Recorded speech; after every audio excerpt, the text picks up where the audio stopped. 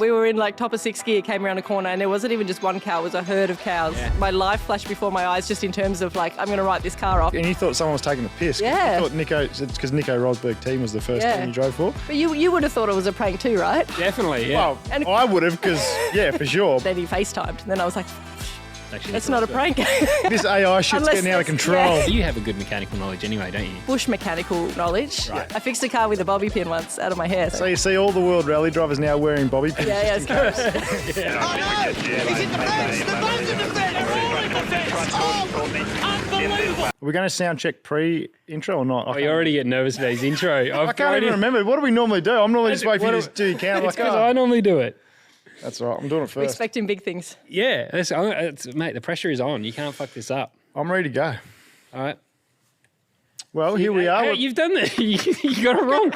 You start with sound check. I just asked you. You didn't tell me. All right. Here we go. Are you ready? Is everyone ready? Sound check. Sound check. Sound check. Oh. At least you remember to say it. A lot of guests forget. Cheers. Cheers. Welcome. Thanks for having me on, boys. Cheers. Very excited for this show, Scotty. We've got the... Don't you have to drink after your cheers? Actually, that's a good point. I've done that a few times. Bad luck, isn't it? If you don't? Well, it's not Eye alcohol. contact. Eye contact, I know, but it's not alcohol too. So does the rule stick? Yeah, some people say it's bad luck to cheers with water, but Well, we've had to today. this is fancy water, so it doesn't. We're all athletes, as you Yeah. can tell. Take it away, Bubs. You've derailed our... Already, I've lost the plot. Very excited for this show. We've got Molly Taylor in the house at the bar, 2016 ARC champion, Extreme E champ, and then now the FIA it's H champ now. Is it world? Extreme H, yeah. Extreme H world champion in the house. Super excited to have you. Thanks for coming. Thanks for having me along. Our first world champ. Actually, Ooh, you are. Sounds nice, doesn't it? Yeah. Maybe we have to do something like Stacking Peas do where they sign the wall or something. I actually thought about that last night, and that was after Marcus had left yesterday, and I was like, fuck it hell. He's only done one pod ever, and that was it, and he might not ever come back now.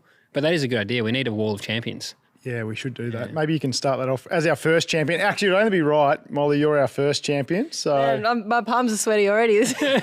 we'll just got to dig up a Sharpie. I'm sure Scotty's got a few. He's famous. Yeah, mine are all worn out. I'm that popular. Yeah, Actually, right. they're stale now because no one wants mine anymore. So they dry out. Actually, and this is very fitting because you're also part of the Quadlock family who also support our show. Yeah, I know. You got changed, Scotty. We were both repping the exact same jumper about 5 minutes ago. He's popped the hat on instead. He's all over it. Molly walked in. I was like, oh, we're in the same outfit. I did text Dom this morning. Cap hoodie. I know, yeah. Constantly, especially when we do this pods in the same day. I actually changed my hoodie between the last one. So otherwise, you got to change up the cover photo. I'm a plain tee guy anyway, so if I'm always in the same thing, don't stress. I'll have a hat on and that's about it. I did. I watched your doco as well. Congrats on that. Thank you. Drive Like a Girl. I thought it was really good. Actually, very towards the back end of it as well. Vulnerable there with talking about being a woman in motorsport and looking at pregnancy and the like. And I thought it was a really good insight. Not only the challenges of raising budget and going racing and but then everything else that came along with it as well, and doing it with your partner Dan I thought it was really good. So congrats on that documentary. Oh, thank you. I appreciate that. It was one of those things that all seemed like a good idea at the time, and then the reality of actually putting a doco together, we hadn't quite thought through. And Sean Lander, who he edited everything, did all the sound mixing, all the colour grading, absolutely everything ready for TV. I don't think he slept for about a month leading into the deadlines there. So there was definitely points where we were like, man, this is all way too hard. But yeah, it meant a lot. I think, especially in off-road, it doesn't have a lot of the visibility that Supercars does, Formula One does. So we wanted to, try and take control of something ourselves and kind of showcase, as you guys all know too well, all the stories behind the wheel. The action is exciting and we love that, but to make that happen, man, it's a bit of a job. It's such a small, and you actually said it in your doco, the driving part is the smallest part of what has to happen to make it all come together. But how did the doco come about? Did Seven approach you, or how did that sort of come about? Because it's really cool. Oh, thank you. We did 2 rounds of the Australian Championship in 23, and Sean, who Dan used to work with at Wheels, he now works at Car Expert, doing all their YouTube stuff. And we said, oh, Sean, come to a rally and bring your camera. We'll do a vlog. And then we did a couple of rounds, and then we're like, this would be cool to kind of piece everything together, show the Extreme E stuff. We were trying to do as much as we could out of the workshop and all of that stuff. And then, the idea, we kind of, in hindsight, if we had planned what we were going to do at the start, it would have made the whole year a lot easier to develop. But we were kind of just figuring that out as we went, and then approached Seven and said, can you put this on? And they were great, really supportive, and to give us a good window in the lead up to Bathurst. I love how you undersold that though. We'll film a vlog next minute. Next minute, he's working for a month solid, turning around and edit on a 45-minute documentary for broadcast. You've got to manage expectations. and it's bang on too. You make it sound like it's shot just off a GoPro or something, but it looks awesome. He's unreal, and he did actually say to me to say good day to you guys because he's a big fan of the pod. Oh, very nice. There we go. Well, we've got one fan. Woo. Yes.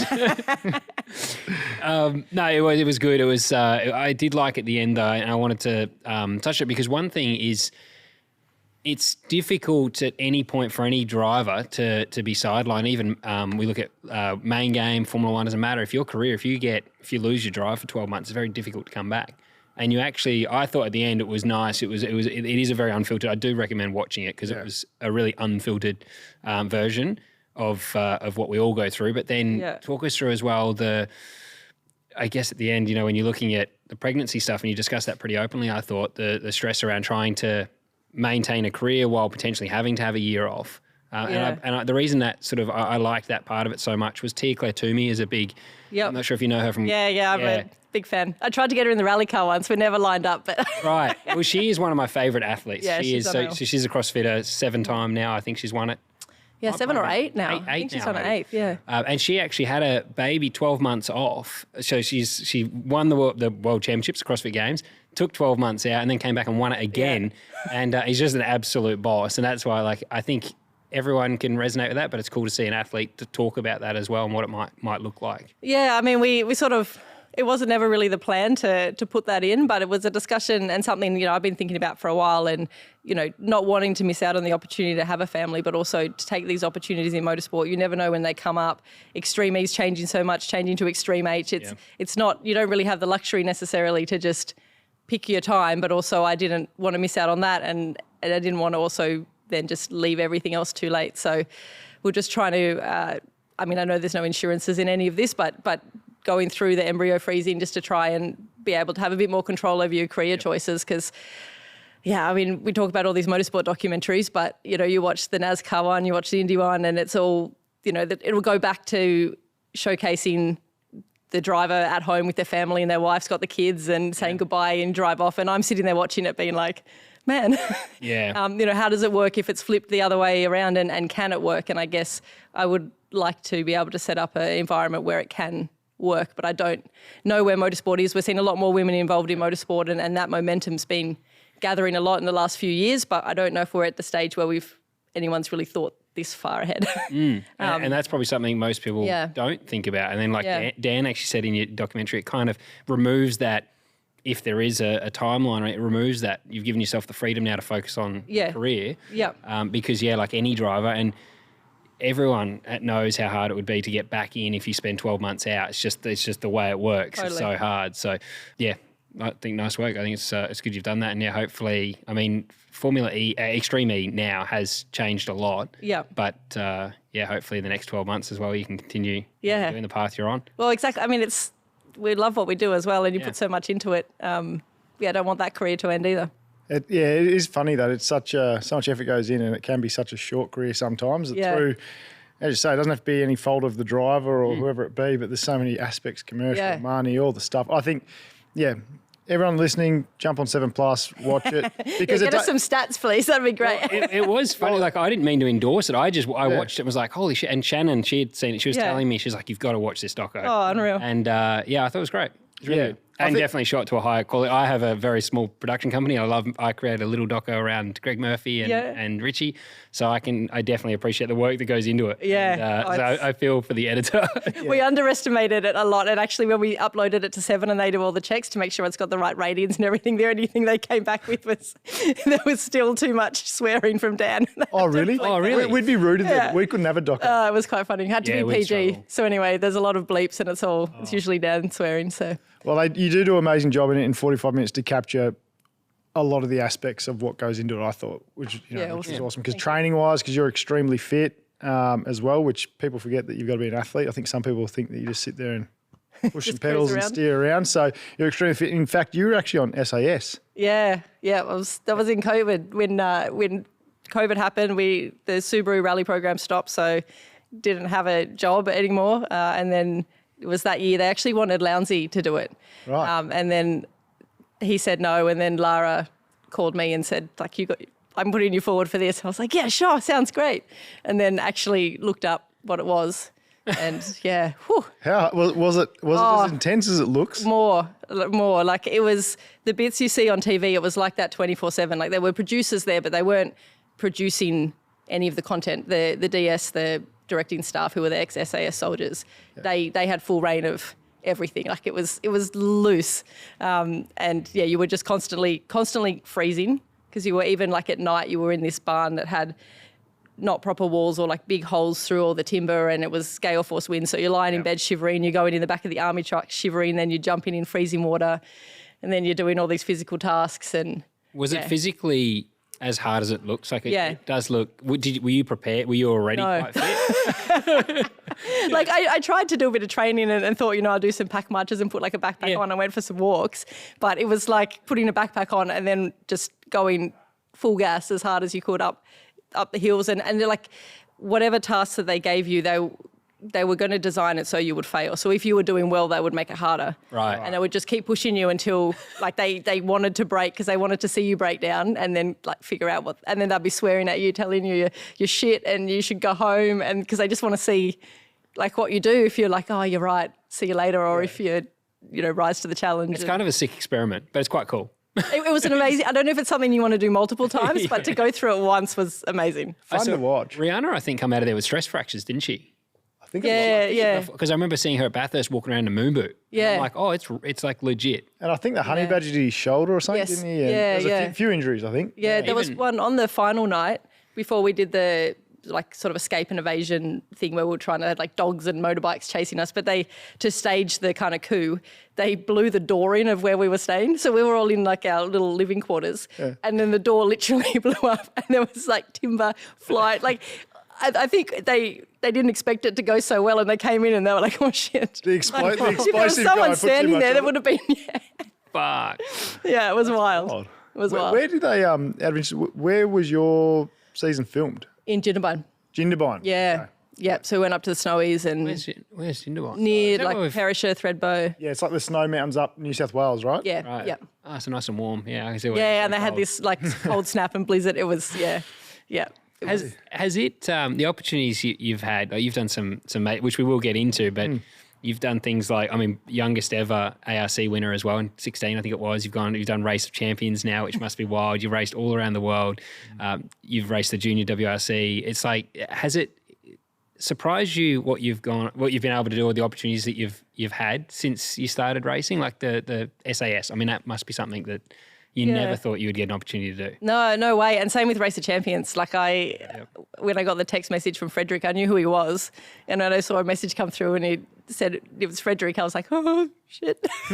He's like, what are you doing this weekend? I'm like, nothing now. I'm free. Yeah. I guess, I mean, it's the same with you guys. You're always so focused on all the stuff you need to do and in the moment and what you need to improve and all the things that need to happen for the next opportunity that you don't really often stop and look back and think about some of the cool things. But I think it is, I suppose it's just been like such a weird trajectory of these random opportunities that come at the random time, and you never know if you weren't in that room or talking to that person, if it would lead to the next opportunity. And just kind of that, I mean, when I started racing, or even 6 years ago, Extreme E didn't even exist, and now it's these hydrogen cars. So there's so many, that world's changing so much. So it's pretty cool to, I guess, be in the frame to take up those opportunities. And that, 2020, we didn't really have any rally program or anything sorted. So from that to flip to then be racing again full-time internationally, completely changed my career. Which was only in 2021, wasn't it? Yeah, it was the first year. And you won it the first year. Yeah, yep.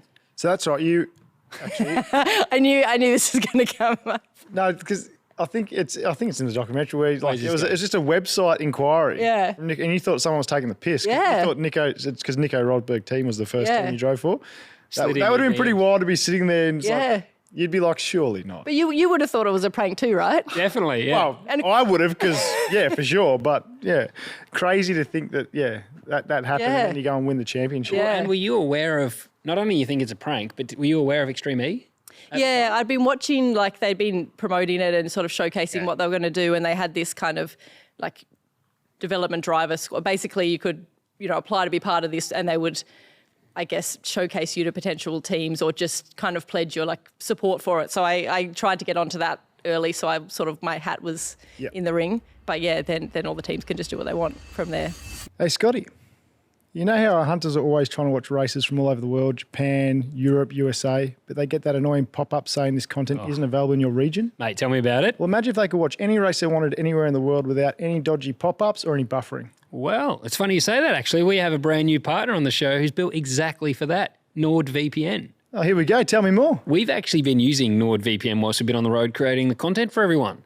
It keeps your data safe when you're on those dodgy motel Wi-Fi networks.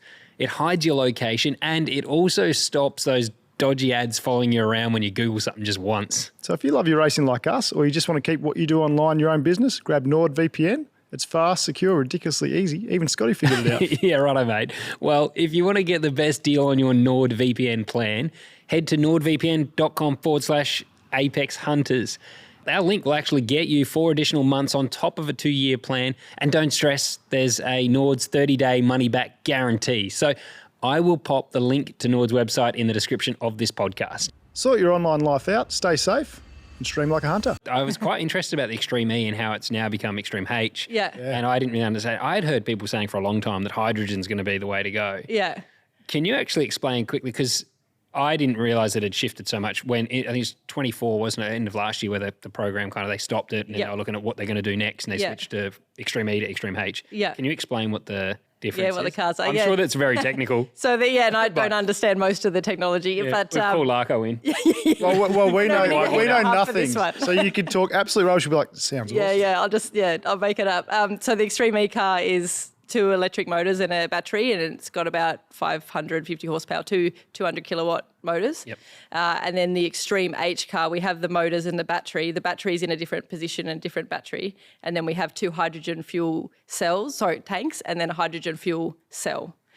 So we still charge the car to a degree, but then the hydrogen also charges the battery. So it's not hydrogen combustion, which I think still needs a bit more work and development technology. But the hydrogen fuel cell to help supply power to the battery. Right. Gotcha. And is the combustion the one you were saying? Because we were discussing it and you said it's something to do with stopping it exploding. Yeah, because that's something Well, that was our first out. question when they're like, we're going to race hydrogen and we're going to strap these hydrogen tanks on. And you're like, that, isn't that a bomb? well, that's why we're like, it's just going to, some of the accidents in Extreme E are pretty gnarly, and I had a very gnarly one just recently.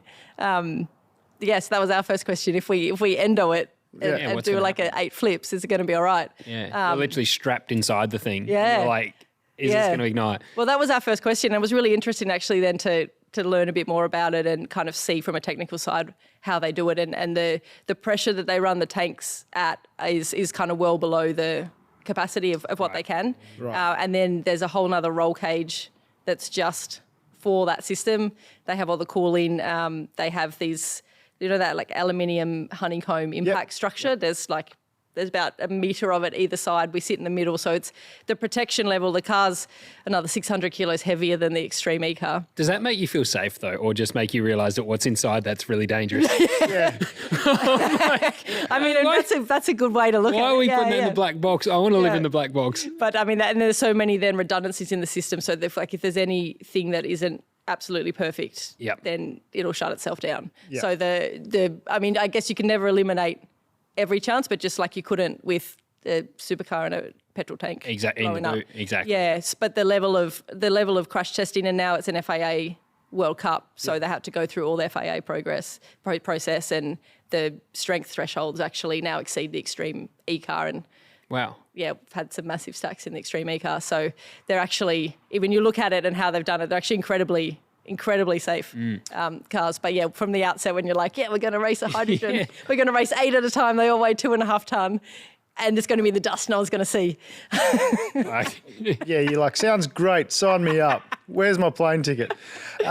What's the top speed on those things? It's a good question. I have no idea. Sideways most of the time. Yeah. It depends on the track. I reckon we might be 160, 70, something like that, maybe, the top speed that we would get on the tracks. Yep. But I honestly have no idea. And are they similar to what, say, Carlos Senior does at Dakar? Is that a similar thing to the electric Audi and things like that? Or are they they kind of look similar, but are they? Yeah, completely different. Yeah. Yeah. The I think the Audi cars had like a DTM engine running at 4,000 RPM that was supplying a lot of the power for the electric. It was a really cool thing. But they're a lot more sophisticated to go, I guess, well, just in the way that they're designed to do 8,500 Ks. That wouldn't have sounded very good. Short. It sounded, but when it was fully on song, it was loud. Yeah. Oh, was it? Yeah. You've done you hear all the Dakar. motors. Yeah, in a Can-Am. In the Can-Am, in the side-by-side. Yeah. How was that? That was awesome. Yeah. Like almost a bit like SAS in some ways, like really awesome. And then when you were having a shit day, it was just about the shittest day you've ever had. Why is that? What makes it so bad? Oh, because it goes for 8,500 Ks over 14 days. And so like inevitably at some point you're out in the desert. It's kind of like orienteering. So you go in on compass bearing. So you're trying to navigate your way through as fast as you can, but also you've never seen the terrain. It can go from like rock crawling to these massive dunes. And so you're trying to pick your lines. And so it's like an incredible experience. And to be out like in the middle of the desert and just all you can see around you are sand dunes for days. But then you have like a mechanical failure with the car. And then you've got like just the tools that are strapped on the buggy and you guys to try and fix it in the middle of the desert or digging yourself out of a hole you've gone in and then it gets dark and then you can't see and then you get lost and but if you don't make it back, you can't keep going. So it's like, that whole bush mechanics and trying to sort stuff outside the road. So it can be amazing or you can be just like, okay, it can stop in the real shit fast. and you need to find a way to figure out what to do. And if you don't get back by a certain time, that's a cut-off, isn't it, for Dakar? Yeah, if you can't get back to the start the next day, or get outside help to Did you have a navigator with you in that? Yeah. So the navigators actually make a huge difference because they have to read all the bearings. Would you nearly just bring a mechanic though as well? Like, is there a compromise between how good they are at navigating and then how good a mechanic they are? Yeah. It's very much like a Dakar navigator needs to be all those things. Yeah. Yeah. Right. Yeah. And you have a good mechanical knowledge anyway, don't you? Like bush mechanical knowledge, Right. like anything too high tech. It's, like I wouldn't be a great mechanic, but fixing stuff on the side of the road, that's kind of the A few cable ties, some race tape, Exactly. you'd have it going again. Yeah. I fixed a car with a bobby pin once out of my hair, so that was like my... What was we need to hear that. What was the fault? It was back in the day, with our cars these days. I don't think we could do the same thing, but it was an old Mitsubishi Mirage, one of my first rally cars. Yep. And it had, like the good old cable gear linkages. Yeah. And so one of the linkages got a little split pin over the washer, the D10 at the top, and it had come off. So I couldn't select any gears. So I opened a bonnet and was like, is this an audio podcast? So that description's probably not helping, but I'm pulling a pin out of my hair and use the bobby pin as a split pin and put the linkages back on. Oh, perfect. I was really proud of that. That made it real clear what you're doing. Totally understood there. I know exactly what you mean. Though. That's Modern cars are a bit more sophisticated than that. So you see all the world rally drivers now wearing bobby pins it's just in case. No, only the ones in the Mitsubishi Mirage. Just the ones with the old shitters up the back. Circling back to the Rosberg thing though. So what happens after the first DM where he says, and you think it's fake? Where does that go to from there? Because you obviously went on to win that in the first season. Yeah. So, I mean, I thought it was a prank, but equally there was a bit of me that was like, well, this could be real. I'll just reply really just casually. So if it is a prank, I don't look like a complete idiot. Like, big fan, or I'll just play it cool. So I was like, this is, here's my number basically. And then next minute then he FaceTimed. And then I was like, it's not a prank. Like this AI shit's getting out of control. All that. Yeah. Wow. Yeah, and then went from there. So you fly over then, test it prior to the first round, or was it pretty much in the deep end? Yeah, we did a test day around December, around Christmas, the end of 2020 with all the cars and all the teams. Then that's when all the hotel quarantine started and all the fun stuff, and then went overseas to do that, and kind of had the opposite experience in some ways, because then during that 21, for most of it, I was stuck overseas and one of the people that couldn't get the flights home. So I had a bag thinking I was going away for a month, and then 6 months later I was just couch surfing everyone I knew in Europe, and which was a wild ride. Yeah, that's crazy. And it would have been different everywhere you went in Europe as well at that time. Yes, and all the different protocols and all the testing, and then even just trying to get the vaccine to be allowed to race, but you couldn't get the vaccine because you weren't a citizen of wherever you were. So just all that process, trying to find someone to give me a vaccine so I could get to the next race.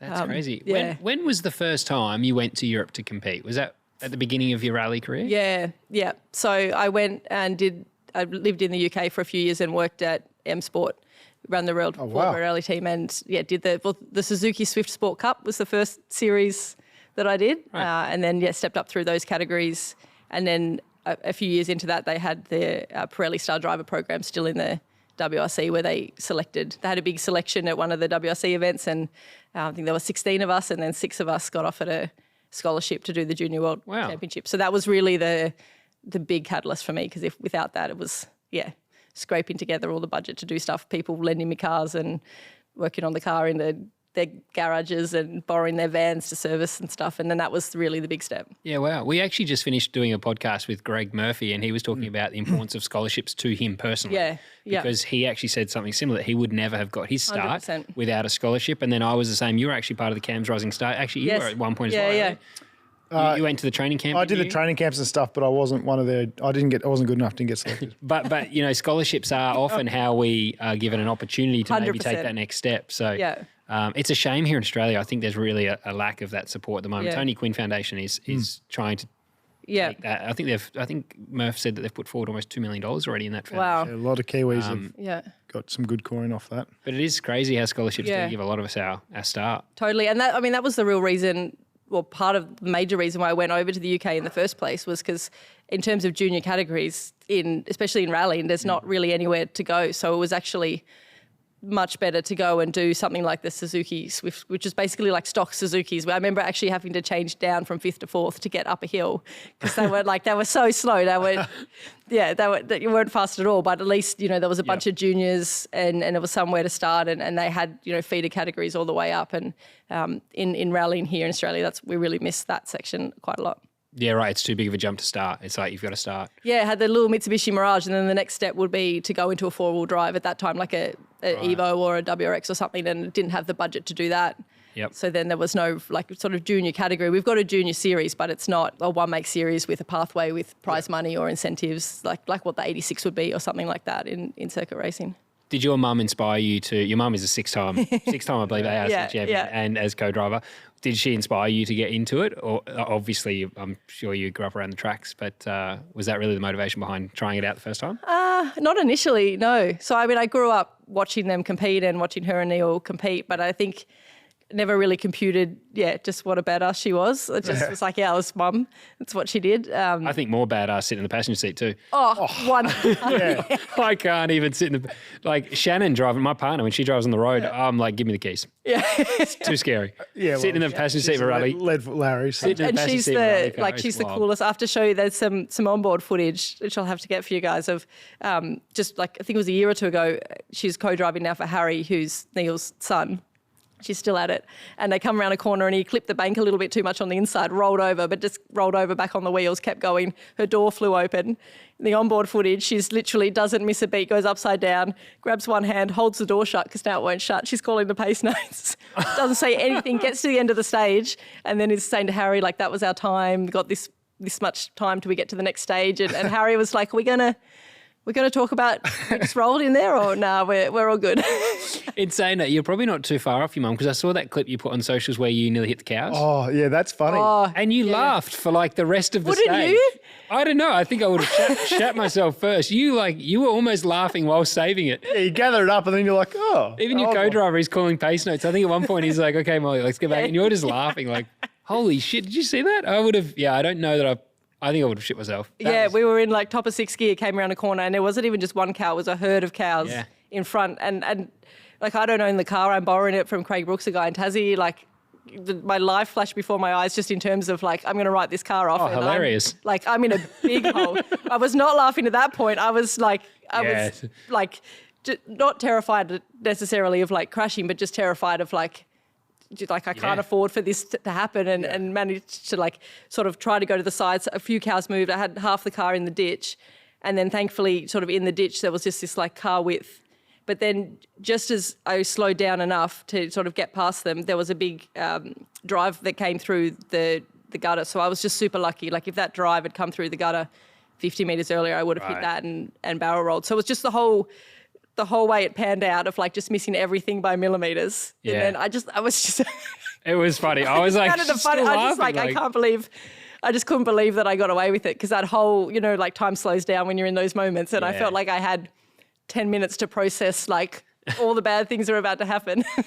I do. That's financial ruin for the next 10 The years. financial ruin thought. That's probably a very familiar feeling for anyone that's trying to go racing. Yeah. How many times have we just have the moment like, oh no, like, or my dad's going to kill me. Yeah. That was why I've had that one before. I remember I crashed at Sandown and I didn't let him in the medical room. I was too afraid. I was like, he's going to be so pissed off. We're broke. What are we going to do? Yeah. Yeah. It is funny though how drivers were happy to like not worry about it at the time. But when you are in a slide or you're about to defend something, you start thinking, oh fuck. It crosses But your it's mind like then. didn't think about it for the 20 laps prior when you're jumping curbs or No. running through trees Yeah. or whatever. And we're probably built a little bit different that way. I mean, that's the hard balance. When you're doing it yourself, you want to go out and be quick, but you also know what the consequences are on the other side. And it's a really difficult thing to manage because it's not always easy to completely put that out of your head and just go as fast as you can because you do have consequences. And for privateers and young people coming up and people struggling for budget, it's a huge challenge, like mentally to try and, still not be slow, but also not crash. Has that been a challenge for you now, more so even now? Because Mad Garage, we'll get into that and you can tell us a bit about that too. But I see you've pretty much run that yourself, your team, and in the documentary it goes into that and the challenges. Is that difficult in rally, especially because there's so much risk of accidents? I feel like we're in a more controlled environment on a circuit, but I mean, cows can literally come out in front of you and cost you a fortune. We don't have that, but is that something you find a challenge, or you're just used to it now to get the max out of a car, knowing if you do make a mistake, the budget is gone? Yeah, I think it's sort of been through up and down. There's been more situations when you're in a factory team. I mean, obviously no one ever wants to crash, but when you have that sort of security that, you have everything in place to go out and go as fast as you can, versus when you're paying for everything. There's definitely an element of that. I mean, I like to try and think that when you're in the stage, you block it out. It's probably like when you get to the Sunday afternoon and you've got 2 stages left and everything's going well, and it's probably in those moments where you're like, okay, just chill out for a second. Yeah. Or when you're testing as well, if you're testing in a factory team, I just try to do as many runs as you can, as many Ks as you can. And then last year when we were testing, you'd do a couple of runs and be like, yep, she's good. Yeah, car feels great, straight, they're all good. I don't want to put another K on anything.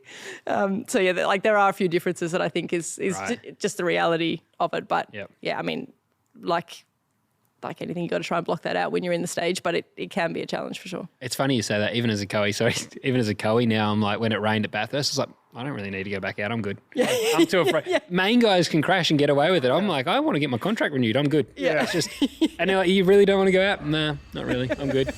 Hunters, I just want to take a moment to thank one of our fantastic supporters, Shaw & Partners Financial Services. Shaw & Partners are a leading national investment advice and wealth management firm. They act for and on behalf of individuals, institutions, corporates, charities, and family offices. So, if you're looking for advice or assistance with investments or strategies, look no further than Shaw & Partners Financial Services. With a 35-year history and 8 offices strategically placed all over Australia, their financial advisors are within reach and ready to provide tailored solutions and advice. For more information, follow the link in the description of this podcast. Back to the show. On Mad Garage, talk us what Mad Garage is. Does it stand for Molly and Dan? I assume it does. Hey, there you go. Hey, I'm on today. Solve that mystery. Well done, Bubs. Took us a long time to name that. I mean, I'd always wanted my own workshop, and the dream would be to run your own team or do something like that. And it was actually in 21 when I was in one of many hotel quarantine experiences, and I was just on realestate.com. And then Actually, did you have to do multiple 2-week? Yeah. Oh my God. Yeah. So then I ended up buying a workshop. Perfect. Worked out well. Yeah, I think it was the day after I got out of lockdown. I was like, Dan, I found this space. Let's go have a look today. That's awesome. Yeah, so it's just, I mean, it's very small, but yeah, just a place that can be out and create. I mean, like what you guys have here, just a place people can, hang out, chat, watch races, work on cars, build some of our own content, hopefully build our own race stuff as well. Just have a little bit of control of our own destiny to a degree as well. So yeah, it's actually becoming really, really busy, which is cool. But yeah, a lot of work. We decided it was just like a bare sort of concrete shell when we got in, and then apart from the plumbing and electrics, we thought we don't want to screw them up, but everything else we've done ourselves. I did. You'll laugh. I saw you guys do the mezzanine. Oh, yeah. How many times have I gone, I reckon we could do a mezzanine now? And that was Yeah, you because gotta. I had seen your video, though, when you guys did Yeah. it. Yeah. I don't think I have a hope in fucking hell of building a mezzanine. The amount of times I'm like to Scotty, we'll just go down to Bunnings, mate. We'll get some shit. We'll make it work. And then I always think the same, like, I actually wonder don't how think it'd go down. Yeah, I actually don't think I have the ability. I saw yours and was inspired. Well, the base of the mezzanine was there yeah. because I feel like Okay. that, That I don't for me, want to. how do I get it up there? And I've watched so many videos and I'm like, how did they use Well, the problem for us is we need to do the structural part. Yeah. As Molly said, the structural Yes. part was there for Yeah. you, which is, I feel like we'd walk on it and fall over or something. Yeah, but we did, the I kitchen can't even and get it up there. I don't know. yeah, Okay. all that stuff. So you've built it out now and Yeah. it's Yeah. functional and Yeah, except then every time you go there in the morning to do a job, you got to spend 20 minutes getting all the shit out of the way because it's all packed in so much. And I bought the world's longest fan because I didn't realize how big it was when I bought it. So yeah, get everything out and then we got a cool space. that's the van you use for rally now as well, isn't it? Yeah, Some of the yeah, photos. yeah. So do you prep the your race car from there, Molly, or is that getting prepped off-site elsewhere and then just all your other stuff happens there? It was a bit of both last year for the rally program. We had it with us for a while, and then Craig, who owns the car over in Tassie, he had it with a guy called Pete Nunn, who is very experienced in the rally world. So he had it over in Tassie as well when I was travelling for all the Extreme E stuff. Yep.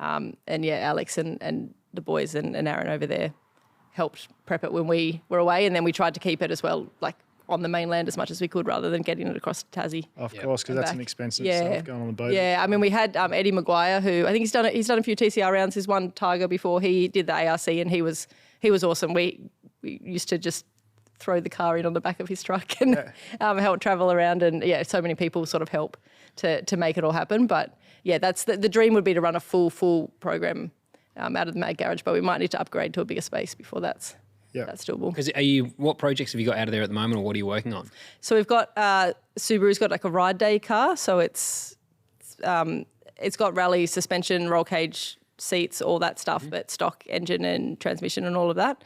So we've got that there. We've got our Brumby, which we keep debating. We've got the Brumby and we have a WRX engine on an engine stand sitting there. Got to do it. Yeah, I love a Brumby. You got to do it. Say it again. You haven't even had a drink. Brumby. He said Brumbury. He did definitely say Brumbury. See, the It's problem with working awesome with car. Scott is he does not let you slip up on anything, but he'll bloody say stuff backwards all the time. I'm just nice as pie. Let it go. You're a fence sitter. I'm not.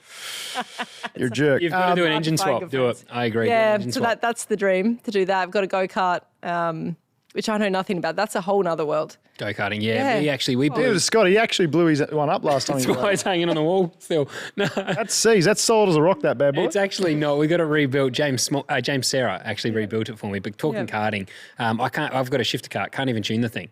Yeah, right. I really miss my dad when I go to the kart track now because I appreciate all the dads now that run their Yeah. kids in karting because it is harder than it looks. We thought we could just do tyre pressures. We Yeah. seized it. I think second day we took it out, we blew it up. Yeah.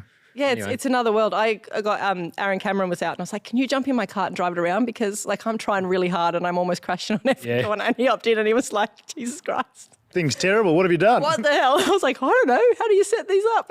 They are, when you think about it, a go-kart is so unique, Yeah. isn't it? I Yeah. actually saw Set them up.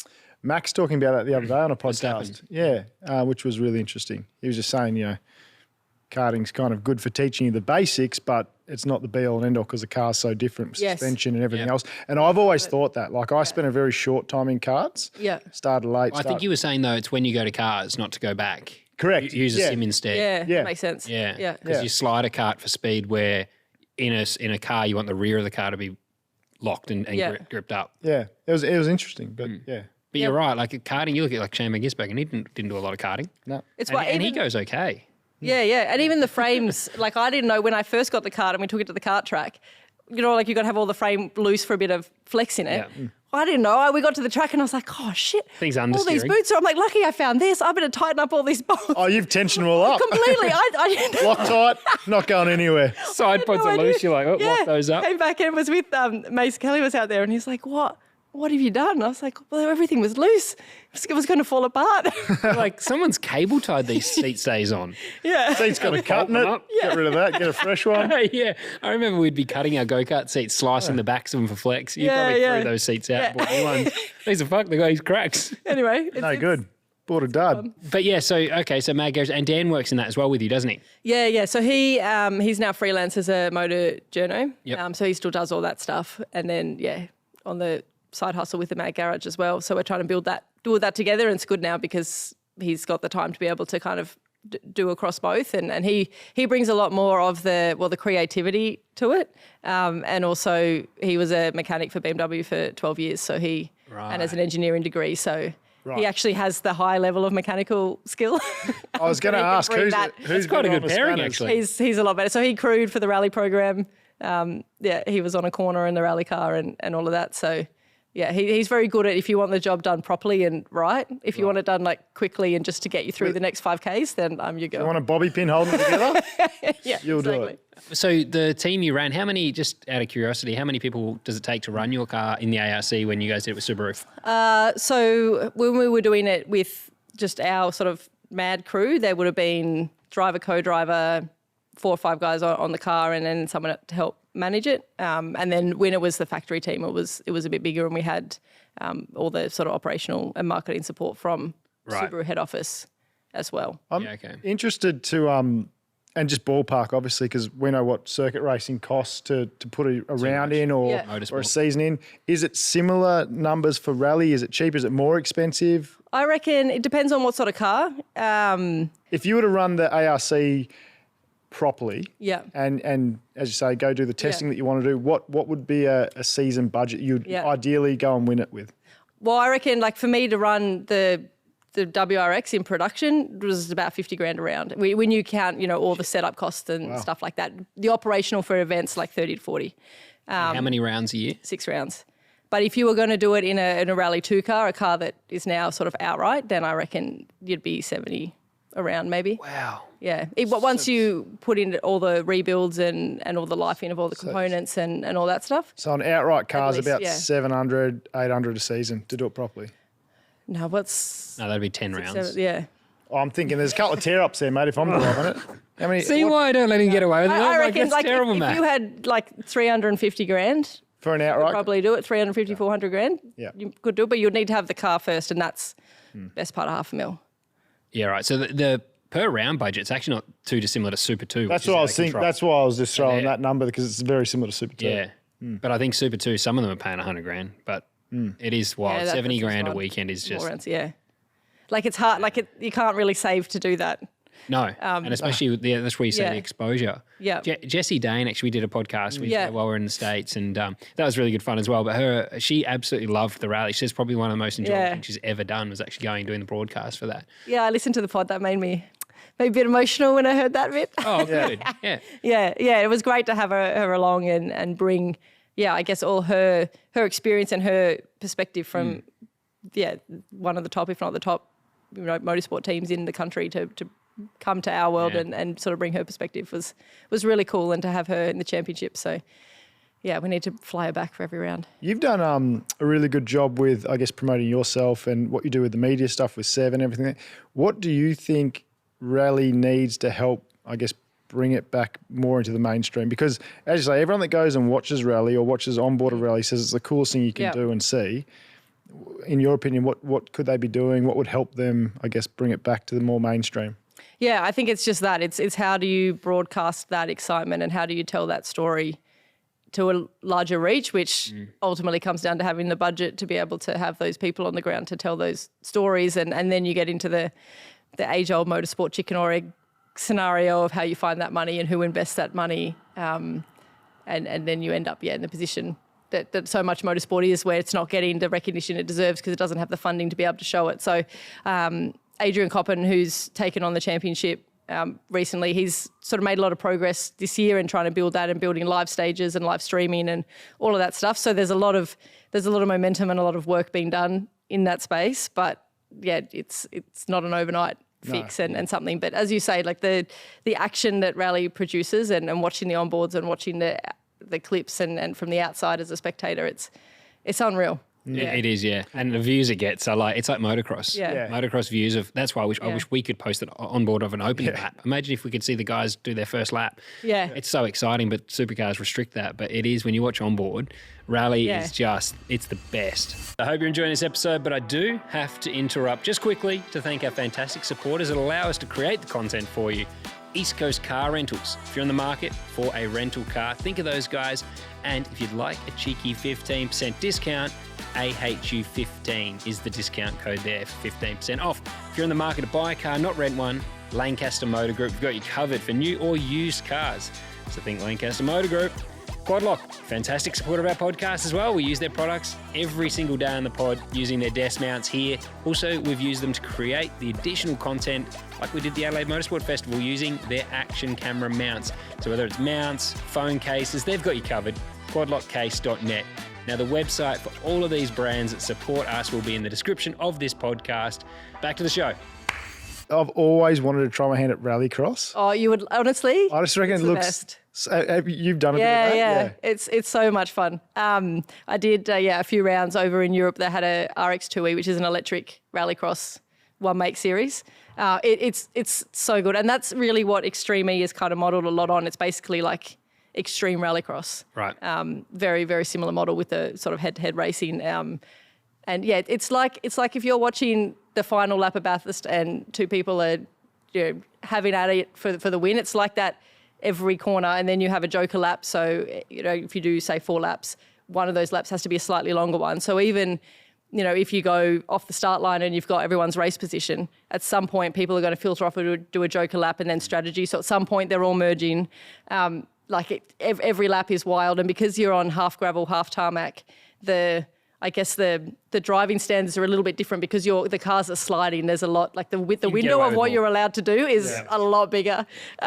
So the action and the amount of car-on-car contact, honestly, you guys would love it. They actually they're starting this year. They started a new category called Oz Cross Karts. Yeah. Have you guys seen? I've seen them. Yeah.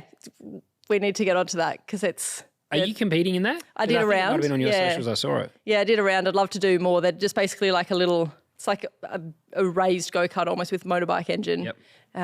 You can get like 650 to 1,000 cc rear-wheel drive. Just What's that around? 50 grand. $5,000 max, less. Oh, Depends if you crash it. Maybe we can do an AHU That'd one. be grand. cool. Yeah. Yeah, That would be great fun. I actually You should. did I can hook that up if you want. There you go. Yeah, that would be cool. We'll have to fight over which one of us get it. I don't know if we got 10 grand. Just do it. Just do I it. need A race each. There you go.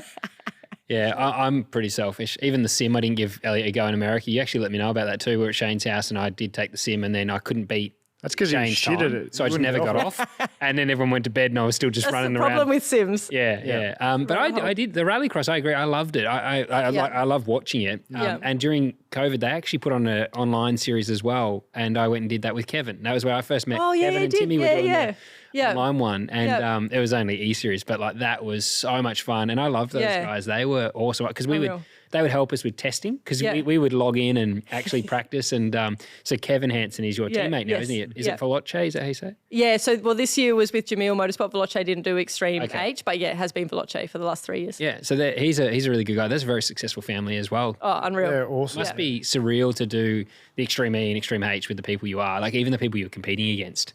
It must be. Yeah, 100%. Like I remember the first year with Extreme E, in the second race for the final, I was starting the final and Sebastian Loeb was next to me. And I remember sitting on the start line and I looked across and then I was like, I can't look because I'm literally That guy's the GOAT. I have posters of him up on my wall, he was sort of my idol growing up in rallying, and to be starting to be racing against Carlos Sainz. Just having the who's who and then even having someone like Kevin and before that Johan Kristoffersen as your teammate. And it's not like in other motorsport where you're still competing against each other. You drive and then you switch in the middle of the race and the other person drives. So your lap times combine. So it's like having the ultimate mentor to have the GOAT of rallycross, to have someone like Kevin Hansen who's, you're working together to try and find lap time. My I guess my driving ability and my performance has just gone up so much as well, having those opportunities. Yeah, and in confidence as well that comes with that, 100%. being able to actually go on that stage and extend. I think when you won the World Cup, you extended the lead as well. Yeah. So that must have felt good when you got out. Oh man, that was the most stressed. That week was the most stressed I've been, I reckon, in my whole And the life. accident, yeah. Yeah, You had the accident as well prior to that. Was it a week before or? Yeah, 7 days before. It was like on Saturday, the first Saturday we were doing 2 Saturday and Sunday of Extreme E, and it was going to be the very final Extreme E event, and we were leading the series when they cancelled it. So then this was kind of our last shot at it, and then in the first quali I had a monumental roll. The steering wheel was bent, the roll cage was it was huge. Big. Yeah, it was very big.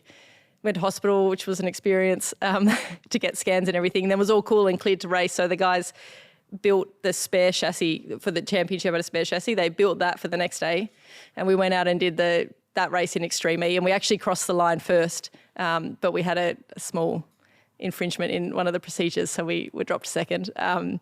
But yeah, then we went out the next week, and then the next Saturday we had the final of the hydrogen series as well, and yeah, won that. But that was a different format, so we had 3 days of qualifying sessions. So they had like a time trial, they had some head-to-head races that were more the traditional format, and then they had this like head-to-head. It was like, when you go see those Winter Olympics where you ski down a ramp and then to see how far you can go. Yeah. It was kind of like that. It was like just down this ramp through a chicane and then over this massive jump, and it was like 20 seconds. And it was just like head-to-head, and they just did a knockout format. And with all of those things, you scored points, and then your points after all those days determined your position for the final, and then they put all 8 2.5-ton hydrogen cars on the Bombs on wheels. Sorry. Send it. With these 8. There's always one. We're getting blocked on YouTube for sure. They had all these 8 cars all lined up together, and then it was kind of like winner takes all. So if you could start on pole position there, like the advantage was huge, because then you're in the mud, you're in the dust. They water the track a bit so that it's not so dusty, but then the mud creates a whole nother issue in itself. So yeah, not screwing up those quali days was like the key to be able to start in pole. And then Kev did an awesome start, and then they'd watered parts of the track that was like on ice, so you went from like dust to ice, and then just to try and not screw that up. Was that intentional? They did parts, or you mean they did that to keep the dust down? But it was it was just a bit. It just depended like how the track was formed or where the water ran or drained to and stuff like that. So it was like every lap was different. Far out. You're a world champion, rally champion. You've done some amazing stuff. What are you still wanting to tick off? Like what's next for you? What do you really want to go and do? 6 more ARC titles so you can beat your mum, you can say. Yeah. I know. She just takes all the bragging rights. I mean, getting back to Dakar would be amazing. Extreme H, I think like we're just at the start of it. So that's really exciting to be part of, and I think there's a lot of growth there. I'm just going to say everything because I want to do more rallycross. Yeah. Because that was awesome. And then like rally has kind of always been my first love. So I think it was we wanted to really show it and do the doco and try and put together that rally program to show like how cool rally is and why it's valuable and why it should be supported. And it would be my dream that's kind of realised, but that's not an easy process to get together. So who knows? But we'll keep trying. Do you have a favourite you've driven? Yeah, great question. Favourite like rallycross or? Rallycross is very cool. I think when you have a good stage on rally and it's just you guys and your co-driver out there in the forest, and if you like nail a stage, I still think that's like for me that's the best. What's your favourite rally stage in the world that you've done? It would be in Finland. Seb Marshall, my co-driver there, if he's listening to this, he's gonna be sending me an abusive message for not remembering all the stage names. There was a stage called Ruimäki that was really good, a stage called Lenkama, and there's a really famous stage on Unampoja, which we've done in various forms, and I don't know what it was called when we did it. One of those. How old were you when you raced over there? I went over when I was 20. Okay. Yeah, and then I was there for about 4 years. Right. Yeah. And you've done have you done any snow or ice rally stuff? No, not in competition. I've driven on a frozen lake. Yep. Which is everyone's got to do that. On spikes? Yeah. Yeah. You got to do that on time. Have you driven anything like that? Because you've done some snow stuff. I've done I've driven on snow with like winter treads and stuff because we used to go up there with AMG and do the stuff at New Oh, Zealand. yeah, that looked all the awesome. time. It's so much fun. Yeah. And we're just having fun just doing like skids and stuff with customers and whatnot. But I've driven on the spikes too, and it's amazing how much grip you get. It's wild. And it's like the more you slide, the more it grips. Yeah. So it's kind of this counterintuitive. Yeah, I've done a bit of it, but not obviously in anger and things. Yeah. I'd love to have a go in anger because it's wild. Yeah, but I did it in a Ford Fiesta that my boss at M Sport at the time had a Fiesta like Rally 2, just the front wheel drive ones, just for his fun, and he wanted to go over and do a ice driving day. So he said, if you drive my car to Sweden, you can drive it for a day.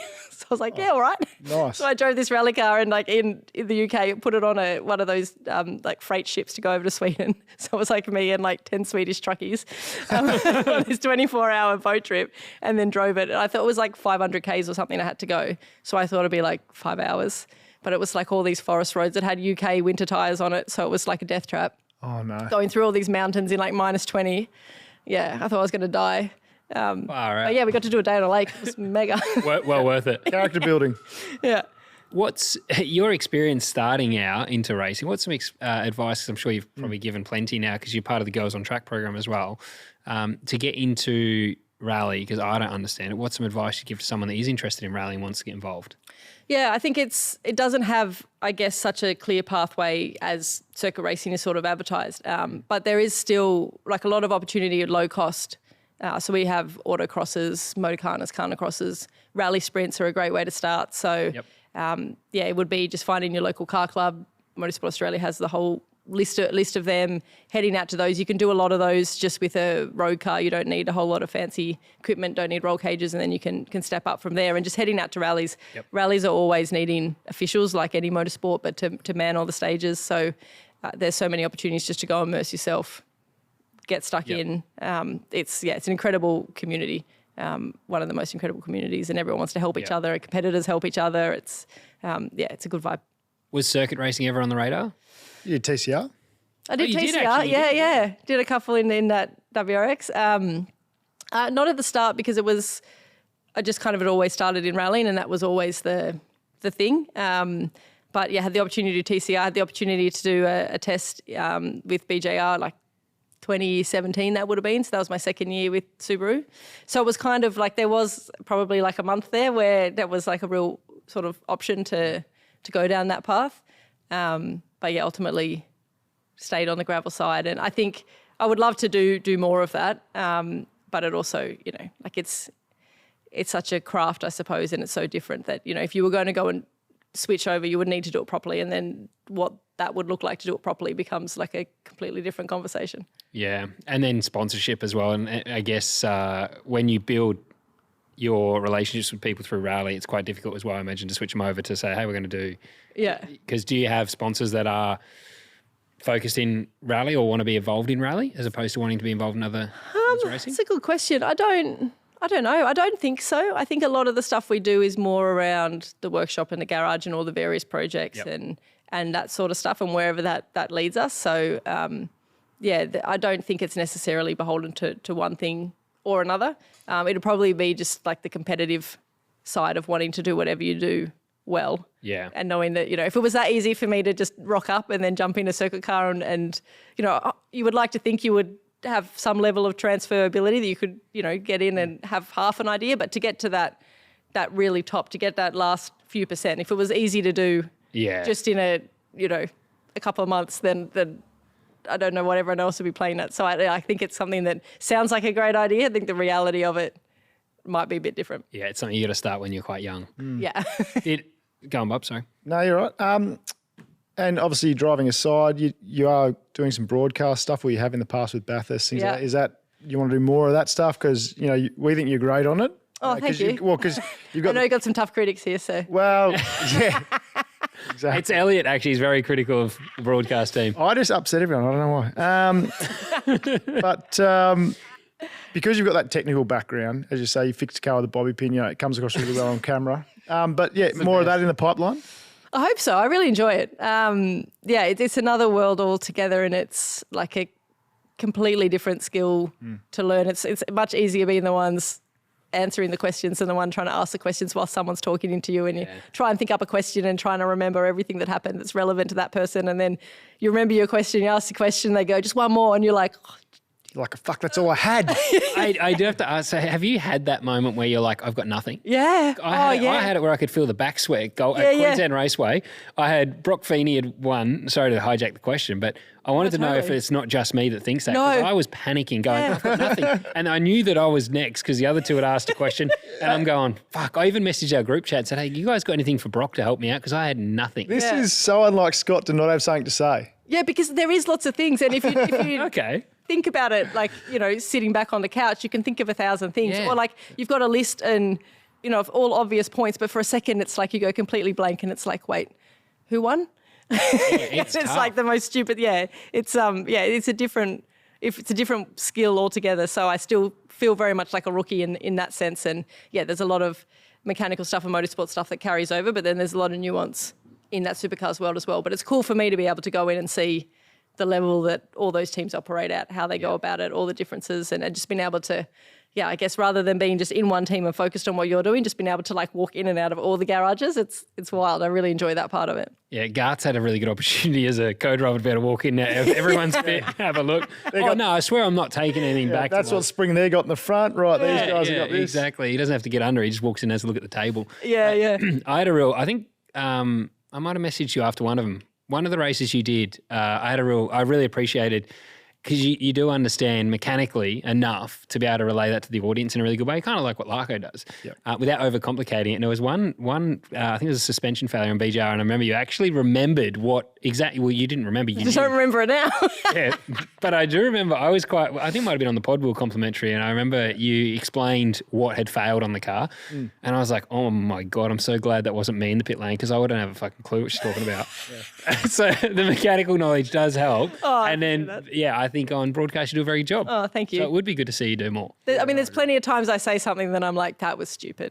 Or like, I missed that point or should have said that. But I think it's one of those things that's easy to look back in hindsight. And you just got to be, the more you do it, the more comfortable you get. And I think sort of getting to know all the teams and all the people in the teams is so important because, you need to be able to go up and say what failed, but also equally if there's something that they might not want broadcast or something, like to be able to have the trust so they can tell you exactly what's happened, but also like how to bring that across, what to say, what not to say, and so that they're not just not telling you anything. Trying to build that and all that stuff. I think there's a real skill in all of that. I wanted to, I'm very envious that you got to do Race Champions, so I don't want to skip over that because that is one of the coolest things. I've been and watched it once in Bangkok and I thought it was the coolest thing to watch. But now you did beat Johan Kristoffersson, and I actually laughed because you said earlier about like lining up and beating these people. Yeah. Did that help make it feel a little more normal when you're sitting beside someone like Sebastian Vettel at the start of that first heat that was in your documentary? Oh yeah, it was wild. Like that whole experience because firstly just to be invited there, I'm like, are you sure you want me? That was unreal, and just like kind of going there, almost feeling out of your depth when you rock up, and then there's all these people just all sitting around in a room. But I felt like as soon as I got there, I've never felt like more just like one of everyone else. Everyone was just so cool. Everyone was there just to have fun. Like it was competitive when it got out onto the track, obviously, but just like in all the other events and stuff around it, you never kind of felt out of place, which was kind of weird because I thought that was going to be the feeling going in, but was so welcoming. And then to drive out onto the stadium and hear the crowd, like I've never ever experienced that in motorsport before ever. So that was wild, and I kept trying to tell myself like not to get overwhelmed by it and actually enjoy it because you're going to look back and be like, this is one of the coolest things you've ever done. And then to have such to be coming around the finish line and seeing like I was neck and neck with Vettel, I was like, watching. Yeah. Formula One world champion. Jesus Christ. That gave me a lot of confidence. But then lining up against Johan, like I've raced with him and against him, and it's incredible. So like didn't want to write myself off. I was going to go out there and go as fast as I could, but I was realistic that I thought I was going to get knocked out in the first round. And then we were coming around and I had a bit more momentum. I was like, I'm going to hold this one against him for as long as I possibly can. Keep reminding him. I actually loved how much everyone celebrated for you when you beat him. They were like, unreal, everyone was rooting for you, I think, not just Dan. I'm like, Dan is this was what footy screaming. Players feel like every weekend? When you got a 50-50 shot of winning, you mean? Yeah. That's brutal with motorsport. Exactly. It was very cool though. That must be good fun. Will Brown said it was one of the coolest things he's ever done. Yeah. said that. Getting to race against them as well, and he's got to know now Travis, and it is. Yeah, I'm very envious of that. What different cars did you practice in that as well when you got there and drive some different cars? You got like 3 laps in all the cars. Shit, That's it. Yeah. Because that's what I was going to ask. And it was just a draw. Yeah. Wow. Yeah. Did you get to practice in anything similar prior? So I went up to Norwell Right. before. I rang Paul and was like, doing Race of Champions and I haven't driven anything in 5 months. Drive the 86 or something similar. Yeah, Yep. yeah. So they've got some 86s and BRZs. So, being the Subaru girls. Yep, drive straight in the BRZ. Straight in it. Yeah. Stupid Toyota things. Has he added those up there? Yeah. It's got a couple of BRZ, a lot of 86s, but there's a few BRZs there as well. That's good. You didn't need a. Yeah, exactly. Didn't I need could to cheat stay on brand and everything. Yeah, perfect. Took the Can-Am up there. Just did some driving around. Did like plenty of laps in the go-kart so in my head I was doing something. Yep. Some of Race of Champions Wembley Stadium on the sim. Yeah. Yeah, right. I remember Jamie when he did the Bangkok one, he practiced a lot. Like him and Mick Doohan. Yeah, they were, I don't know where they did it, whether it was at Norwell or somewhere, but they practiced a lot. And I don't know that it actually does translate. I think you need to just drive some different stuff. Yes. But it looks so unique anyway because the surface of Surface is unique. like it looks, I don't know, almost like you're better off just trusting that you can drive a car and 100%. and just arrive and give it everything you got. And I think you'd probably be more at risk of making a little mistake and losing because the finishes were so close anyway. Yes, If you executed. And the track was so slow. Like it was all first, second gear in the BRZ and in the other cars, I think maybe in the KDM, did you get to third or fourth along the straight? But the speed was so slow. So it was all about like that precision and that kind of more boring style of driving. If you tried to chuck it around or use the handbrake in the 86 or the BRZ, you would just lose time. So it was all that real discipline. Flow and momentum. Yeah. Do you know if there'll be a call up to do another one? Because a few of them have done a bunch, haven't they? Yeah, they have. So yeah, I like, mean, I'm hey. going to be pushing as hard as I can. Yeah. Where do they go to next? Don't know yet. Does that just get announced each year? Does it? Yeah. So they've got a few options. I mean, we would love for it to come back to Australia again. I don't know if that's pushing our luck, whether they'll do the same place twice that's so far away. Have they done that before, the same place twice? They've done it in Scandinavia, I think, but that was like around COVID as well when it was easier to set up like one on the ice. Right, okay. Yeah, I don't know, but it'll be really cool to have it back or just to be involved in some way. So yeah, I've got notes in my calendar. That's awesome. Like when the appropriate intervals are to keep hustling. Yeah, let them know, like just, it's been 4 weeks. I could probably send another text message Exactly, yeah. 3 weeks seems too keen. Yeah. What does your racing plan look like going forward? What do you have in the works? Anything Great planned out from question. it? I don't know, to be honest. So Extreme H, that was the first round, and I think we needed to get the first round happening to show proof of concept and that it could be successful, and that all went really well. So that'll be happening again, but probably not till later in the year. So aside from that, it's trying to go cross-kart maybe. We'll get a cross-kart team. Yeah.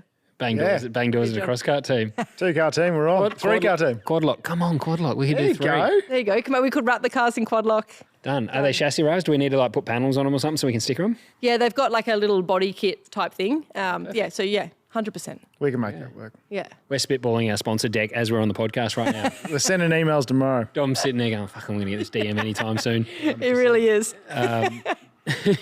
Oh, thank you so much. It's been unreal. And it thanks is for having me. credit to you. Honestly, your career has been amazing to follow. I've known of you since really the Camps Aussie Star program back in 2007, 2008. And then seeing you do the winning ARC in 16. Youngest ever as well, by the way. I don't know if I Harry's mentioned beating me now. that. Oh, he's taken that. I know. You didn't have to say that. With your mum as I know, but I know was he's your mum gonna- co-driver People too? don't fact check. No, she wasn't. Oh, at that's the right. time. Yeah. At least you can't say co-driver the youngest ever as well. True. Yeah. You can hold that. Yeah, we'll take that time. At the time, we'll add that.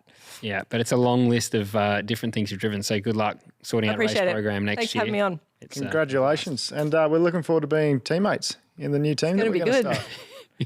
Apex Hunters 4 quad lock. There we go. There you go. You've already thought about it. You're all over it. Thanks, we can mate. prep them out of the Mad Garage.